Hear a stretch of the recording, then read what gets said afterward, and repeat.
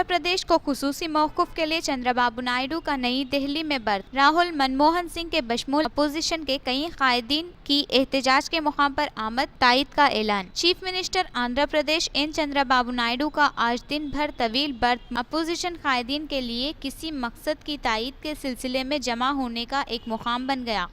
चंद्रबाबू नायडू ने अपनी रियासत को खुसूसी मौक़िफ़ देने के मुतालबे पर एक बर्थ रखा है। इन अपोजिशन कायदीन ने जिन्होंने एहतजाज के मुकाम का दौरा किया, चंद्रबाबू नायडू की तायद की और मरकजी हुकूमत को तनकीद का निशाना बनाया। सदर कांग्रेस राहुल गांधी, सदर नशीन National Conference Farooq Abdullah, NCP के मजीद मैमून, तृणमूल कांग्रेस के डेरेक ओब्रायन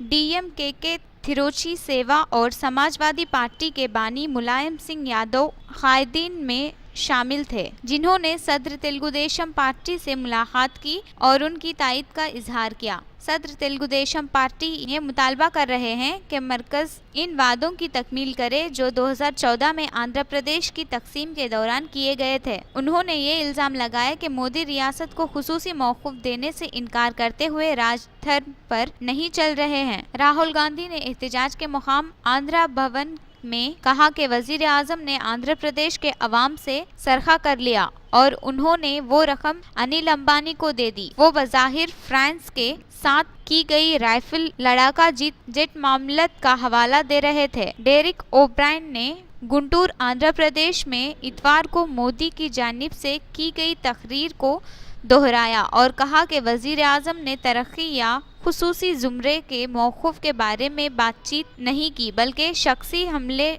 शुरू कर दिए। उन्होंने कहा कि ऐसे लोगों को जो शीशे के मकानों में रहते हैं, दूसरों पर पत्थर नहीं फेंकना चाहिए। फारूक अब्दुल्ला ने कहा कि मोदी नायडू के खिलाफ जो मुल्क की अजीम खिदमत कर रहे हैं, शख्सी हमले कर रहे हैं। मजीद मैमून ने इल्ज़ाम लगाया कि मरकजी हुकूमत रियासत से सौतेली माँ जैसा सलूक कर रही है और बीजेपी चंद्रबाबू नायडू पर इसलिए हमले कर रही है क्योंकि उन्होंने इसके खिलाफ हरीफ पार्टियों को मुत्तहिद करने में उन्होंने कायदाना रोल अदा किया। हम इंतखाबात में बीजेपी को इसका मुकाम दिखाएंगे। मुलायम सिंह यादव ने कहा कि इनकी तबीयत नासाज है, लेकिन वो नायडू के मौक़िफ़ की तौसीक़ के लिए यहाँ आए हैं। डीएमके लीडर शिवा ने कहा कि नायडू एक जायज़ कास के लिए जद्दोजहद कर रहे हैं और मोदी हुकूमत को 3 महीनों में बेदखल कर दिया जाएगा। रियासत के इख्तियारात को गस्ब किया जा रहा है और अक़लियतों के हुकूक के खिलाफ वर्जी की जा रही है। कांग्रेस लीडर्स आनंद शर्मा, अहमद पटेल और